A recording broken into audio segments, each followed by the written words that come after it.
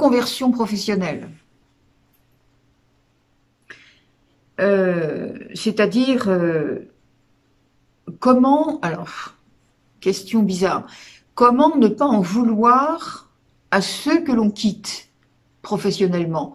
Ben non, on n'en veut à personne, même pas à ceux qu'on quitte dans l'intimité, certainement pas. Voilà, il faut toujours que vous preniez vos décisions, qu'elles correspondent à ce que vous êtes, hein, pour pas vous renier, pour garder votre intégrité. Et puis en même temps, reconversion professionnelle, mais parce qu'à un moment donné, vous admettez que ce que vous faites, mais ça ne vous correspond pas. Vous êtes en train de servir des gens qui, eux, continuent de servir l'ombre. Alors, ben oui, bien sûr que c'est incompatible, évidemment que c'est incompatible, et puis tant mieux. Et vous vous en apercevez, donc, eh bien, ma foi, vous tournez les talons. Et pour tout un tas de raisons, y compris pour ce qu'on vous oblige à faire et que vous ne voulez pas, vous partez. Les reconversions professionnelles, en ce moment, elles sont toutes. Elles s'en vont toutes vers quelque chose qui va servir l'humanité. Je ne connais pas une seule personne qui choisisse une autre voie professionnelle sans que ce qui débouche de là soit quelque chose qui va non seulement réaliser la personne, attention, voilà, c'est quelque chose qui vraiment maintenant vous épanouit, mais en même temps qui va servir l'humanité. Ça vous inclut dans l'unité. Donc on sait très bien que demain, on va tous faire des choses qui vont servir à l'autre, et inversement, donc c'est parfait. Tout le monde va travailler dans l'unité. Et travailler ne sera plus le mot d'ailleurs, puisque ce sera des activités qui vont nous plaire et qui vont s'accorder avec ce que nous sommes. Alors maintenant, je voudrais dire aussi aux personnes qui me disent je sais pas qui je suis, je sais pas quoi faire, je sais pas vers où je m'en vais, je sais qu'il faut arrêter ça, ce que je fais maintenant, mais je sais pas vers quoi aller, je sais pas quoi créer de nouveau.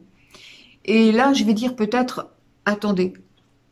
Ne précipitez pas les choses. Pour le moment, vous ne pouvez pas savoir exactement ce qui est bon pour vous.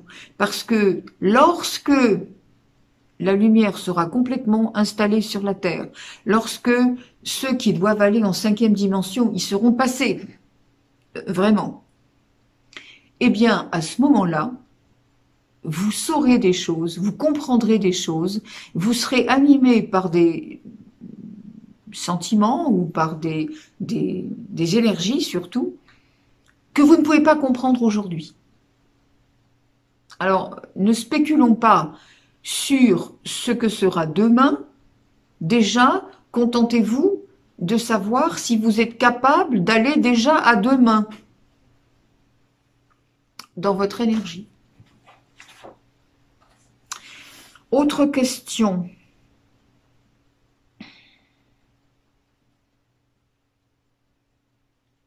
Ouais, ça je l'ai traité. Ah oui, très important. Comment faire la paix et l'unité avec le saboteur intérieur? Bah c'est simple. On l'a dit tout à l'heure.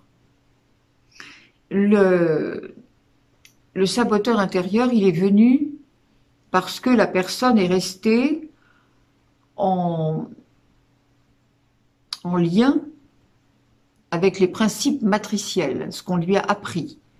Elle est restée condamnée à vivre dans les états d'esprit qu'elle avait enfant. Elle n'a pas compris que ça peut être très différent maintenant, donc elle reste attachée à « je vois ce que je vois, j'obéis à ce qu'on me dit, et je ne vais pas plus loin ». On est séparé de soi-même là. Donc le saboteur intérieur va intervenir tout le temps, chaque fois que la personne va essayer de faire autrement, mais qu'elle continue de le faire à la base du mental. Le saboteur intérieur n'intervient que si le mental est aux commandes.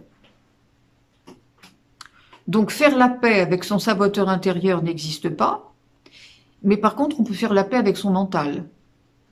Parce qu'il faut le rassurer. Il a peur d'aller là où vous allez.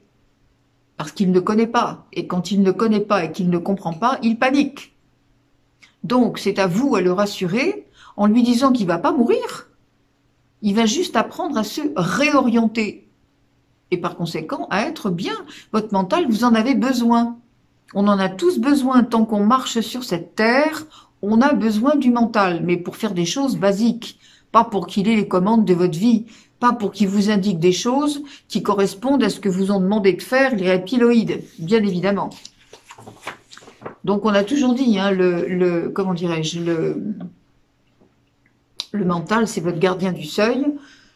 Donc c'est lui aussi qui gère le saboteur intérieur. Par conséquent, c'est avec le mental qu'il faut se mettre en accord. C'est-à-dire que il existe, mais il doit faire ce qu'il a à faire et pas plus que ça. C'est tout. Donc, autre question, je sais pas, parce que là, c'est vrai qu'on a traité beaucoup de choses. Alors, on m'a posé des questions au sujet des grilles cristallines. Mais ça, je garde ça pour la prochaine fois parce que ça va être trop long maintenant. On m'a posé des questions sur les dettes karmiques dans la famille. C'est-à-dire que on avait dit, comment dirais-je, on se retrouve quelquefois avec des membres de la famille parce qu'on a des choses karmiques à régler avec ces personnes-là. Donc, on m'a demandé, on me dit, mais si par exemple on a choisi de rencontrer un parent violent ou violeur, pourquoi est-ce que si on a choisi de rencontrer cet être-là, pourquoi est-ce que cet être-là devrait payer aussi la dette karmique de ce qu'il a fait? Mais parce que quand on choisit de régler une dette karmique, c'est qu'on avait un compte à régler ensemble. Donc, on est venu pour ça. Donc vous réglez votre compte karmique en subissant ce que vous avez fait subir avant, d'une façon ou d'une autre, et puis la personne qui vous fait subir quelque chose de difficile maintenant, eh bien elle aura son karma plus tard. Parce que, voilà, on n'est pas là pour rendre coup pour coup.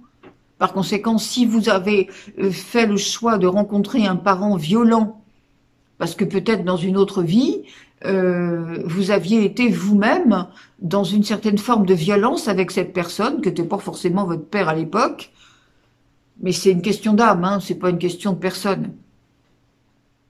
Donc ce père violent aujourd'hui, il aura à payer la violence qu'il vous fait subir dans cette vie.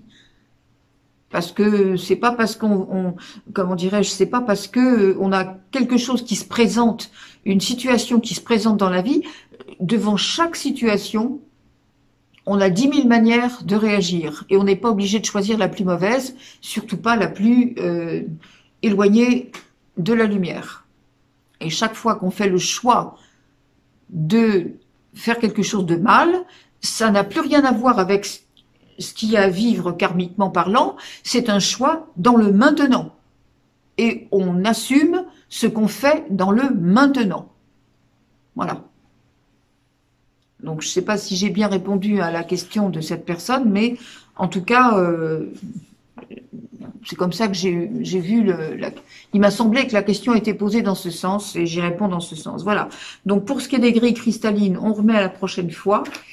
Voilà mes amis, je sais pas du tout l'heure qu'il est, mais ok, on va quand même s'arrêter là parce que je veux pas faire des trucs comme ça à rallonge tout le temps.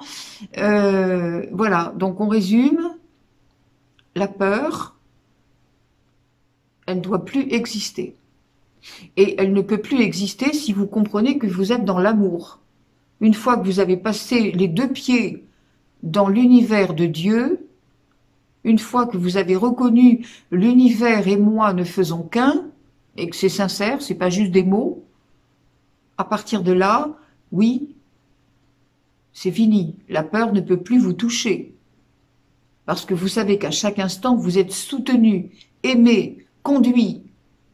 Vous avez augmenté votre fréquence vous empêche d'être confronté à la bassesse puisque, encore une fois, ça aussi on l'a dit la dernière fois, les vibrations basses ne peuvent pas s'accrocher aux vibrations les plus hautes.